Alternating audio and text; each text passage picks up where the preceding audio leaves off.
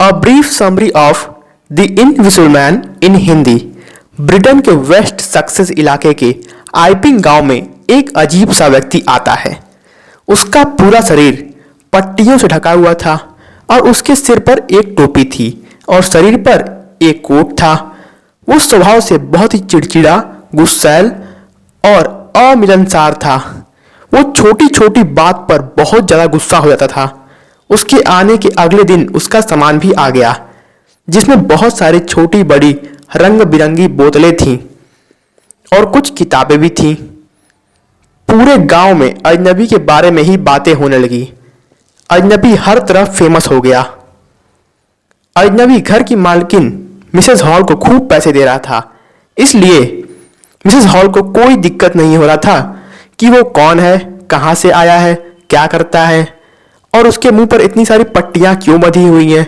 Mrs hall को इन सब के बारे में कोई मतलब नहीं था, इसलिए उन्होंने उससे कुछ भी नहीं पूछा और सीधे उसे कमरा दे दिया। पर कुछ दिनों के बाद अजनबी के पैसे खत्म हो जाते हैं और तभी गांव में एक रहस्यमयी ढंग से चोरी हो जाती है।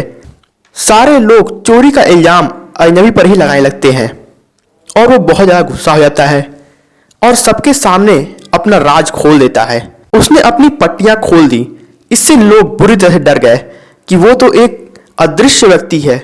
उन्हें लगा जैसे वो भूत है और कुछ पुलिस वाले ने उसे पकड़ना चाहा, पर वो उन्हें पीट पाट कर भाग गया।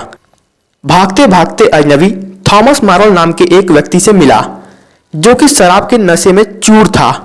अजनबी ने डरा धमकाकर उसको अपना साथी बना लिया।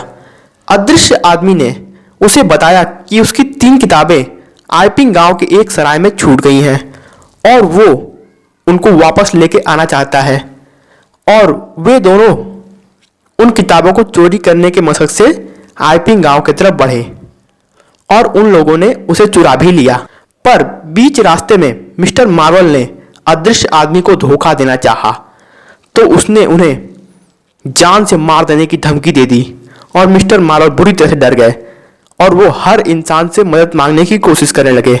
फिर वो भागते भागते जॉली क्रिएटर्स नाम की एक धर्मशाला में घुस गए और वहां के लोगों ने अदृश्य आदमी को मार पीट कर भगा दिया और मिस्टर मार्वल की जान बचा ली। अदृश्य आदमी अब बदले की आग में जल रहा था। वो डॉक्टर केम्प के घर में घुस गया और उनसे मदद मांगने लगा। डॉक्टर केम्प ने उसे खाना दिया, मरहम पट्टी की और इस दौरान अदृश्य आदमी ने उनको सब कुछ बता दिया। उसका नाम ग्रिफिन है। वो मेडिकल स्टूडेंट था, पर उसने ऑप्टिक्स पढ़ने के लिए मेडिकल को छोड़ दिया और वो अदृश्य होने के फॉर्मूले के खोजने लगा। और एक बार तो उसे रुपए की जरूरत पड़ी तो उसने अपने घर में ही चोरी कर ली और इस वजह से सदमे में उसके पिताजी मर गए। उसने सबसे पहला एक्सपेरिमेंट एक बिल्ली पर किया और वो आधा सफल भी हो गया। बाद में उसने सारी कमियों को दूर कर दिया, पर तभी उसका मकान मालिक उसे बहुत ज़्यादा परेशान करने लगा और इस वजह से उसने वो एक्सपेरिमेंट खुद पर ही ट्राई कर लिया और पूरा का पूरा कमरा ही जला दिया ताकि कोई सबूत ही न बचे। पर जब वो बाहर खुले में आया तब उसे समझ में आया कि अदृश्य होकर घूमना कितना मुश्किल का काम है।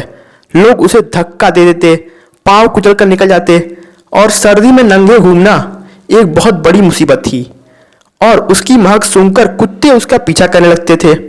उसके बाद उसने प्लान बनाया कि वो अपने पूरे कपड़े को ढक लेगा और उसके बाद वो आइपिंग चला गया। उसने बताया कि अब वो पूरे शहर में आतंक फैलाने वाला है और इसमें उसको डॉक्टर केम्प की मदद की जरूरत है। तभी डॉक्टर केम्प ने वहां पुलिस बुला ली और ग्रिफिन वहां से भाग खड़ा हुआ। वो बहुत गुस्से में था और भागते भागते उसने एक बच्चे का पैर तोड़ दिया और बाद में उसने एक इंसान को मार दिया। और अगले दिन उसने डॉक्टर केम्प को धमकी भरा हुआ एक पत्र लिखा और डॉक्टर केम्प ने पुलिस बुला ली। पर तभी ग्रिफिन भी वहां आ गया और पुलिस वालों और ग्रिफिन की कड़ी टक्कर हुई और ग्रिफिन ने 2 पुलिस वालों को मार भी दिया। डॉक्टर केम्प वहां से भाग खड़े हुए और ग्रिफिन भी उनका पीछा करने लगा। डॉक्टर केम्प ने रास्ते में काम कर रहे लोगों से मदद मांगी और उन लोगों ने घेर कर ग्रिफिन को मार डाला।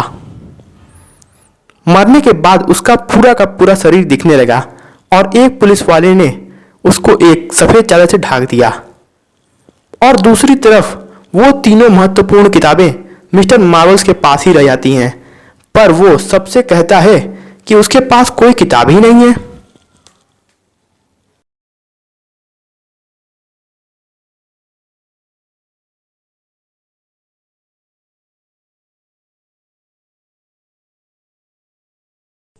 Please like, subscribe and share.